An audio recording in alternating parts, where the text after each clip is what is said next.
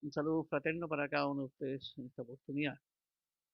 Advertencia ante el deslizamiento y la decadencia espiritual. Quiero basarme en Hebreos capítulo 2, versículos 1 al 4, y voy a leer solamente el versículo 1. Dice lo siguiente: Por tanto es menester que con mayor diligencia atendamos a las cosas que hemos oído, porque acaso no nos escurramos. Este momento de crisis es una maravillosa oportunidad para fortalecer nuestra fe y así no entrar al túnel del temor y la desesperación. Yo he querido tomar estos versículos que he leído, que es un paréntesis del escritor, para darnos un aviso solemne. Y es lo que quiero transmitir en esta oportunidad. No voy a reflexionar sobre todo el contenido, sino solamente sobre algunas ideas que me parecen oportunas recordarlas y enfatizarlas. Y esto que encontramos aquí es un llamado a hacer un examen de nuestra alma y buscar en Dios y en su palabra la orientación apropiada en nuestra posición, sobre nuestra firmeza y sobre nuestro desarrollo como hijos de Dios en la vida espiritual, para no escurrirnos, para no deslizarnos o para no resbalar. Primeramente, es importante reconocer la realidad del deslizamiento y de la decadencia espiritual. Dice Pablo aquí, versículo 1, porque acaso no nos escurramos. Esta es la advertencia.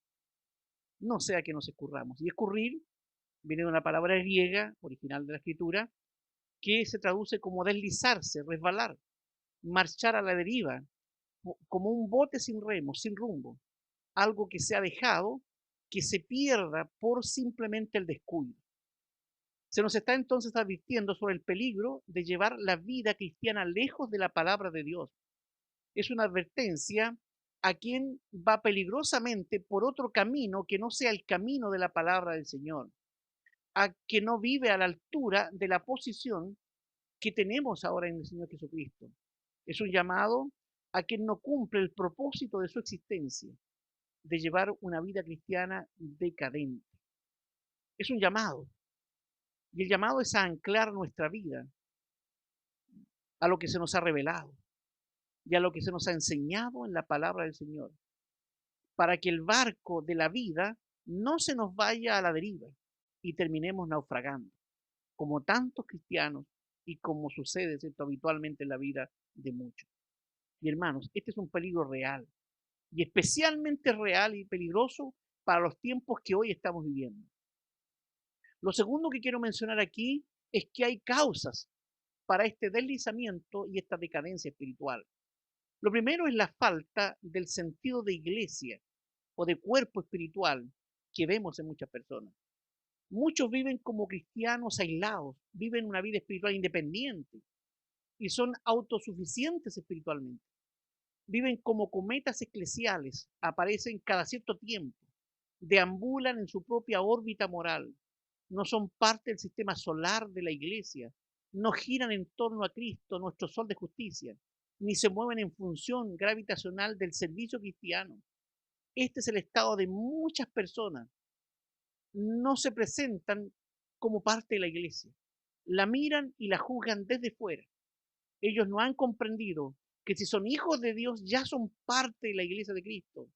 Son parte de este organismo viviente que es la iglesia, donde está nuestra esencia, donde está el medio en nuestro entorno y donde está nuestra propia gloria. Otro segundo elemento de este deslizamiento es el desconocimiento y desapego de las escrituras, del libro del cristiano. Cada vez hay más analfabetismo escritural. Nos advierte Jeremías allí, capítulo 4, texto 22, porque mi pueblo es necio, no me conocieron los hijos ignorantes y los no entendidos, sabios para hacer mal y para hacer bien no supieron. Pablo aquí, en este capítulo 2 de los Hebreos, versículos 3 y 4, menciona tres cosas por las cuales la revelación bíblica es única. Es única por su origen, es divino.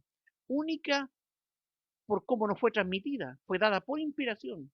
Y es única por los efectos transformadores que produce en las vidas. Regenera, da vida, ¿cierto? Vida de arriba, vida celestial, vida nueva.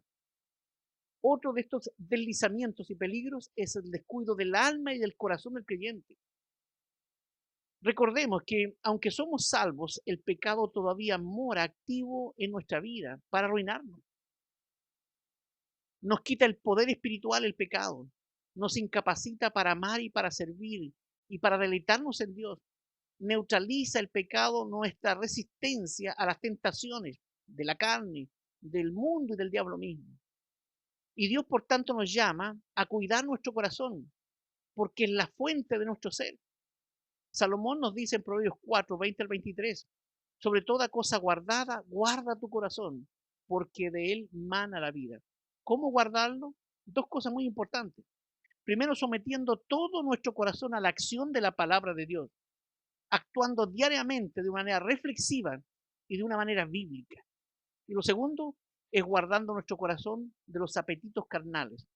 Nos advierte Proverbios 4, 25, 26, dice, aparta de ti la perversidad de tu boca y aleja de ti la iniquidad del labio. Tus ojos miren lo recto, examina la senda de tus pies, aparta tu pie del mal. Así que debemos cuidar lo que pensamos, cuidar lo que estamos amando, cuidar lo que miramos diariamente, cuidar lo que oímos, cuidar por dónde vamos, cuidar lo que hacemos continuamente. Así que hermanos, no solo basta con poner máscaras a nuestra cara, en lavarnos bien las manos, ¿cierto? Sanitizarnos hoy día por la pandemia. Especialmente es importantísimo quizás poner máscara y sanitizar nuestro corazón, porque es fundamental que lo cuidemos, porque de allí mana la vida. Es el centro de nuestra personalidad, es el centro mismo de nuestro ser. Otro elemento, ¿cierto?, peligrosísimo por el cual podemos deslizarnos es la negligencia en alimentar y desarrollar la vida espiritual. Hay una ansiedad actual por lo terrenal, por lo mundano, y un desapego por lo espiritual. Importa más lo temporal, lo sensacional y lo periférico hoy día. Por eso la advertencia de Pedro, primera de Pedro 2:2, donde nos dice, desead como niños recién nacidos la leche espiritual sin engaño, para que por ella crezcáis en salud. Otro elemento más importantísimo en este peligro de deslizarnos es la porfía en huir de lo mundano. La razón por la que los cristianos no impactan en el mundo es muchas veces porque el mundo ya ha impactado a aquel cristiano. Lo ha impactado primero. Es decir, cuando no hay un contraste en nuestra vida con la vida del mundo, es porque nos hemos mundanalizado. Pero el llamado es muy claro que nos hace Pablo, Romanos 12:2. No os conforméis a este siglo, no nos adaptemos a esta forma de vida. Y Juan nos advierte, primera de Juan 2, no améis al mundo ni las cosas que están en el mundo, porque si alguno ama al mundo, el amor del Padre no está en él. Porque todo lo que hay en el mundo, la concupiscencia de la carne, la concupiscencia de los ojos y la soberbia de la vida, no es del Padre, más es del mundo. Y el mundo se pasa y su concupiscencia, mas el que hace la voluntad de Dios permanece para siempre. Otro elemento peligroso de escurrirnos, de deslizarnos, es la secularización de la vida del cristiano. Es decir, la cultura sin Dios ha sido adaptada por el creyente. Esto se ve en que ya hemos relativizado la moralidad y en que ya no hay diferencia notoria entre la iglesia y la sociedad contemporánea. Hoy importan más las cosas temporales que las eternas. Y esto es secularización del cristianismo. Vivir la vida sin Dios y sin la palabra del Señor. Otro elemento peligroso de escurrimiento es la cancerígena indiferencia con la que viven muchos. Solo importo yo, mi mundo soy yo. Cada vez hay menos interés por Dios y por su palabra, por la iglesia. Hay menos interés por las necesidades espirituales del otro. A veces, ¿cierto? Vemos que no existe otro, quizás nosotros solos. Pablo nos llama entonces, en este periodo de aflicción terrenal, a revalorar lo espiritual. Dice allí, ¿cómo escaparemos nosotros si tuviéramos en poco una salvación tan grande? Así que, hermanos, primero debemos valorar la propia salvación, como nos dice allí, ocupaos en vuestra salvación con temor y temblor, y después ocuparnos de que esta misma salvación también llegue a los otros, testificando, hablando, viviendo, ¿cierto?, como salvados. Y otro elemento también importantísimo, ¿verdad?, que nos habla y nos advierte aquí en la palabra del Señor, es que además producto de estos deslizamientos, Hay por tanto una necesidad de atender diligentemente a las cosas que hemos oído. ¿Para qué, dice Pablo? Para que no nos escurramos. Así que necesitamos atender a la palabra de Dios. Dice el texto 1. Es menester que con más diligencia atendamos a las cosas que hemos oído. La Escritura tiene doctrinas que creer, pero también tiene mandatos que debemos cumplir, porque es la carta y ruta de navegación para todo creyente. Dice aquí el apóstol que es necesario, porque es una necesidad primero, pero también es una obligación. Nos dice que lo hagamos con diligencia, es decir, con disposición deleitosa, no como algo pesado, no como una carga. Y en tercer lugar nos dice que debemos atender a las cosas reveladas y oídas. Es decir, que nuestra prioridad sea no solo oír las escrituras, sino escuchar con atención en ella la voz de Dios diariamente. Su pueblo claramente puede ser destruido por esta falta de conocimiento. Nos advierte Oseas 4:6 lo siguiente: mi pueblo fue talado porque le faltó sabiduría, pues que olvidaste la ley de tu Dios, yo también me olvidaré de tus hijos. Estamos ante el peligro de la ignorancia y el abandono de la palabra del Señor. Especialmente esto ya afectó a nuestras nuevas generaciones y hoy estamos viendo las consecuencias de que generaciones pasadas se olvidaron de Dios y las consecuencias se ven en las nuevas generaciones. Qué triste es esta realidad, pero vemos hoy día, ¿cierto?, un mundo que ha olvidado a Dios y que ha olvidado la palabra del Señor. Ahora, ¿qué peligros vienen cuando no atendemos a las escrituras? Tres cosas importantes quiero mencionar. Primeramente, viene el error. No escudriñar como los cristianos deberían, que fueron, dice estos, más nobles que los que estaban, ¿cierto?, en Tesalónica, pues recibieron la palabra con toda solicitud, escudriñando cada día las escrituras, si es que estas cosas eran así. Lo segundo, como peligro, está la insatisfacción y la ruina. Como dice ahí Josué 1:8, el libro de esta ley nunca se apartará de tu boca, antes de día y de noche meditarás en él para que te vaya bien, porque entonces harás prosperar tu camino. Eh, Así que hoy claramente se está descuidando la palabra del Señor y la obediencia a las escrituras es el secreto de la bendición y del éxito de un cristiano. Y lo tercero, en este error, es que mantiene, hermanos, en el pecado. Cuando nos olvidamos de la escritura, claramente estamos abriendo la puerta al pecado. Porque si guardamos la palabra del Señor, seremos librados del pecado. Salmo 119:11 dice: en mi corazón he guardado tus dichos para no pecar contra ti. Así que la Biblia practicada, entonces nos libra finalmente del pecado. Un cuarto elemento que quiero mencionar es que aquí también, en vista de todo esto, se nos llama a no ignorar el oído de las Sagradas Escrituras. Es decir, tenemos que leer las Escrituras y meditar siempre sobre lo leído. Tenemos, ¿cierto?, que usar correctamente las Escrituras. Dice Pablo allí, procura con diligencia presentarte a Dios aprobado como obrero, que no tiene de qué avergonzarse y que traza bien la palabra de verdad. Se nos llama a guardar la palabra del Señor, como dice el Salmo 119, en mi corazón he guardado tus dichos. Se nos llama a amar profundamente la palabra del Señor. Salmo 119:97. Cuánto amo yo tu ley. Todo el día es ella mi meditación. Se nos llama a creer que la Biblia realmente es la palabra inspirada de Dios, nuestra única regla de fe y de práctica. Se nos llama a obedecer y a crecer en el conocimiento de la palabra del Señor. Se nos llama a alimentarnos diariamente de su contenido. Primera de Pedro 2:2 dice allí: desead como niños recién nacidos la leche espiritual, sin engaño, para que por ella crezcáis en salud. Y se nos llama también a ser defensores de esta fe que ha sido una vez dada a los santos. Hoy, en la cultura llamada pluralista, inclusiva, relativa, no discriminadora, entonces la Iglesia ha olvidado su deber en la defensa del Evangelio.